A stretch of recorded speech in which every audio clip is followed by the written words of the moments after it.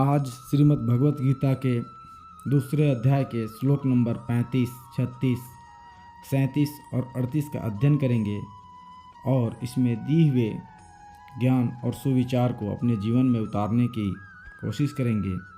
तो चलते हैं आगे। 35वें श्लोक में क्या दिया हुआ है जानते हैं। भयात् रणात् उपरतं मंस्यन्ते त्वां महारथा येषां च त्वं बहुमतः भूत्वा यास्यसि लाघवम्। अर्थात और जिनकी दृष्टि में तू पहले बहुत सम्मानित होकर अब लघुता को प्राप्त होगा, वे महारथी लोग तुझे भय के कारण युद्ध से हटा हुआ मानेंगे। इसमें जिनकी दृष्टि में तू बहुत सम्मानित होकर लघुता को प्राप्त होगा, इस वाक्य का क्या भाव है। उपरिक्त वाक्य से भगवान ने यह भाव दिखलाया है कि भीष्म, द्रोण और शल्य आदि तथा विराट, द्रुपद, सात्विक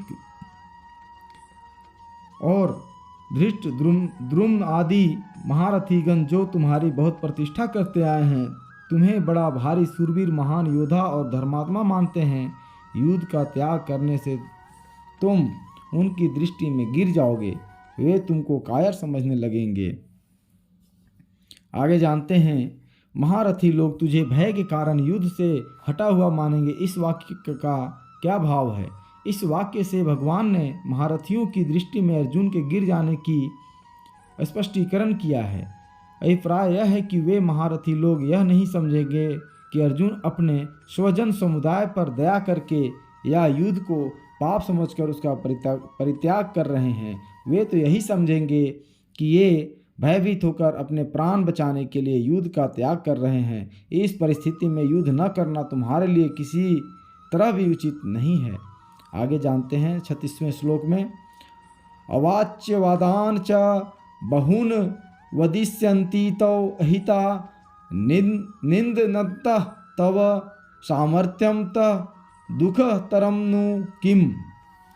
अर्थात तेरे वैरी लोग तेरे सामर्थ्य की निंदा करते हुए तुझे बहुत से न कहने योग्य वचन भी कहेंगे, उससे अधिक दुख और क्या होगा। इसमें 34वें श्लोक में यह बात कही दी थी कि सभी प्राणी तुम्हारी निंदा करेंगे। फिर यहाँ यह कहने में क्या विशेषता है कि तुम्हारे शत्रु लोग तुम्हारे सामर्थ्य की निंदा करते हुए तुम्हें बहुत से न कहने योग्य वचन भी कहेंगे।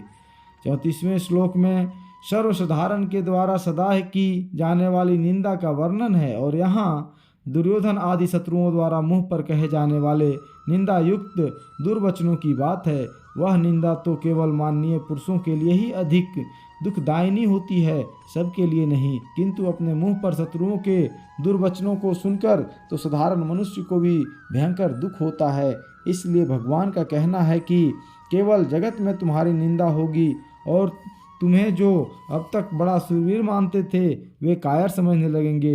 इतनी ही बात नहीं है, किंतु उसमें जो तुम्हारा अहित चाहने वाले हैं, तुम्हारी हानि से जिनको हर्ष होता है, वे तुम्हारे वैरी दुर्योधन आदि तुम्हारे बल पराक्रम और युद्ध कौशल आदि की निंदा करते हुए तुम पर भांति भांति के असह्य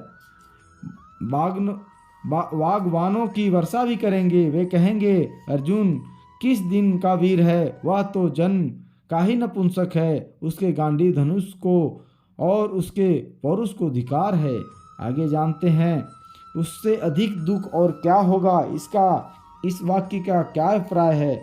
इससे भगवान ने उपर्युक्त घटना के परिणाम को महान दुखमय सिद्ध किया है। अभिप्राय यह है कि इससे बढ़कर दुख तुम्हारे लिए और क्या होगा। अतएव अभी तुम जो युद्ध के त्याग में सुख समझ रहे हो और युद्ध करने में दुख मान रहे हो, यह तुम्हारी भूल है। युद्ध का त्याग करने में ही तुम्हारे लिए सबसे अधिक दुख है। आगे 37वें श्लोक में क्या दिया हुआ जानते हैं। उपर्युक्त बहुत से हेतुओं को दिखलाकर युद्ध न करने में अनेक प्रकार की हानियों का वर्णन करने के बाद अब भगवान युद्ध करने में दोनों तरह से लाभ दिखलाते हुए अर्जुन को युद्ध के लिए तैयार होने की आज्ञा देते हैं। कहते हैं, हतः वा प्राप्य शेषी स्वर्गम जित्वा वा भोक्ष्यसे महीम तस्मात् उत्तिष्ठ कौन्तेय युधाय कृत निश्चय। अर्थात या तो तू युद्ध में मारा जाकर स्वर्ग को प्राप्त होगा अथवा संग्राम में जीतकर पृथ्वी का राज्य भोगेगा। इस कारण हे अर्जुन, तू युद्ध के लिए निश्चय करके खड़ा हो जा। इस श्लोक का क्या भाव है? छठे श्लोक में अर्जुन ने यह बात कही थी कि मेरे लिए युद्ध करना श्रेष्ठ है या न करना, तथा युद्ध में हमारी विजय होगी या हमारे शत्रुओं की, इसका मैं निर्णय नहीं कर सकता। इसका उत्तर देते हुए भगवान इस वाक्य से युद्ध करते करते मारा जाने में अथवा विजय प्राप्त कर लेने में, दोनों में ही लाभ दिखलाकर अर्जुन के लिए युद्ध का श्रेष्ठत्व सिद्ध करते हैं। अभिप्राय यह है कि युद्ध में तुम्हारे शत्रुओं की जीत हो गई और तुम मारे गए तो भी अच्छी बात है, क्योंकि युद्ध में प्राण त्याग करने से तुम्हें स्वर्ग मिलेगा, और यदि विजय प्राप्त कर लोगे तो पृथ्वी का राज सुख भोगेगे। अतएव दोनों ही दृष्टियों से तुम्हारे लिए तो युद्ध करना ही सब प्रकार से श्रेष्ठ है। इसलिए तुम युद्ध के लिए कमर कसकर तैयार हो जाओ।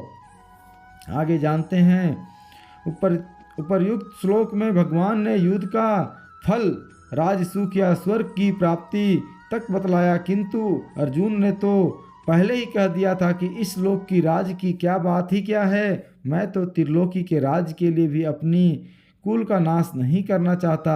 अतः जिसे राज्य सुख और स्वर्ग की इच्छा न हो उसको किस प्रकार युद्ध करना चाहिए, यह बात अगले श्लोक में बतलाई गई है। तो जानते हैं 38वें श्लोक में क्या दिया हुआ है।